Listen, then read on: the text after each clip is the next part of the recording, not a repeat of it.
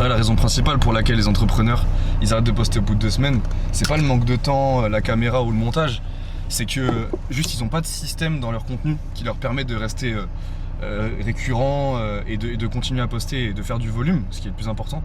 Et c'est juste qu'ils ont pas les bons systèmes.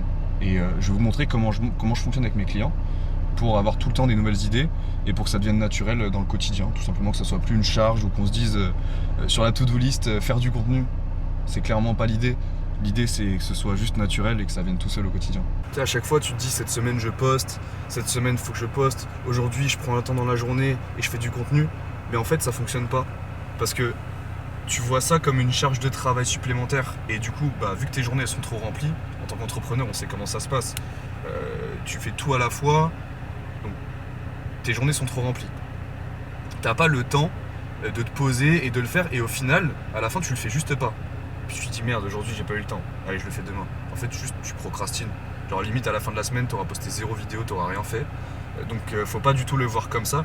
Et je vais vous expliquer justement comment on peut le voir différemment pour que ça soit plus une charge de travail. Donc en gros on va utiliser 3 piliers. Les 3 piliers c'est l'expertise, les coulisses et les résultats. Donc l'expertise c'est quoi? Tu vas pouvoir parler de toutes les choses qui font que tu es expert dans ton domaine tout simplement. Donc tout ce qui fait que les clients ils viennent chez toi.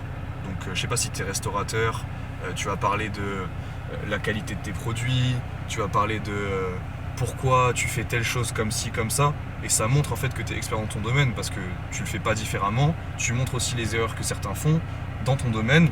Et ça rentre dans la case expertise. Donc ton expertise quotidienne, celle que tu trouves banale, c'est celle-là que les gens y recherchent justement. Et ensuite le pilier numéro 2, ce sont tes coulisses. Parce qu'on n'achète pas un produit, on achète à une personne en fait. Aujourd'hui on a besoin d'acheter une personne et de voir c'est qui la personne derrière. Ça renforce vraiment la confiance en le produit ou le service. De savoir c'est qui derrière, de voir comment ça fonctionne, etc. Les gens ils veulent savoir qu'est-ce qui se passe derrière en cuisine, qu'est-ce qui se passe derrière quand tu prépares un chantier, qu'est-ce qui se passe derrière quand tu es en train de discuter avec tes clients. Tout ça, ça montre les coulisses. Et c'est un format très naturel, donc c'est un format qui vient tout seul en fait. Donc on n'a pas l'impression de faire du contenu quand on le fait. On pose juste le téléphone ou la caméra et on tourne juste les coulisses du truc, tout simplement. Donc comme je disais, les coulisses ça crée la confiance. Et aux Antilles, on a vraiment besoin de confiance avant de te choisir toi plutôt que ton concurrent. Et ensuite le 3e pilier, ça va être les résultats, les preuves clients. Donc peu importe le domaine, vous avez des clients. Et ces clients-là, ils vous félicitent pour vos produits, ils sont contents de vos services, peu importe tout ça, vous allez montrer ça en fait. Donc par exemple un client que vous connaissez, parce que il y a forcément des clients que vous connaissez avec qui vous êtes plus proche, vous allez tout simplement leur demander de faire une vidéo ensemble où ils parlent de vous, où ils parlent de votre service, etc. Et ça c'est un énorme plus pour les gens, surtout dans des marchés aussi petits parce que les gens ont besoin d'avoir l'avis des autres. Bon ça marche partout. Partout dans le monde, on a besoin d'avoir l'avis des autres avant d'acheter. On regarde les avis Google, on regarde les avis Trustpilot, etc. Et là, surtout dans des marchés aussi petits, on se dit est-ce que c'est pas une arnaque, etc. Donc quand on va choisir, vous plutôt que votre concurrent, on va forcément vérifier avant les avis des autres personnes qui ont déjà consommé chez vous, qui ont déjà utilisé vos services. Donc maintenant, l'exercice à faire, ça va être quoi? Tu prends une feuille et un stylo, tu prends tes notes, peu importe, et pour chaque pilier, tu écris 5 sujets de vidéo. Donc ça va te faire 15 sujets, imaginons que tu sors une vidéo par jour, ça te fait déjà des vidéos pour 2 semaines, ok? Et ce qui est bien, c'est qu'une fois que tu auras sorti ces 15 vidéos-là, tu auras d'autres clients, d'autres chantiers, d'autres services, pendant ces 15 jours-là, tu auras encore d'autres sujets qui vont venir. Et donc tu pourras encore te poser dans 15 jours et refaire ce travail-là, de refaire 15 vidéos. Et ça, dans ton quotidien même, ça doit être automatique, c'est-à-dire que tu es avec un client qui est satisfait, tiens, on fait une petite vidéo ensemble. Ça demande rien, le client il est satisfait dans tous les cas par le service. Ou alors on est en train de préparer un truc, on pose le téléphone et on filme ce petit moment-là un petit peu coulisses.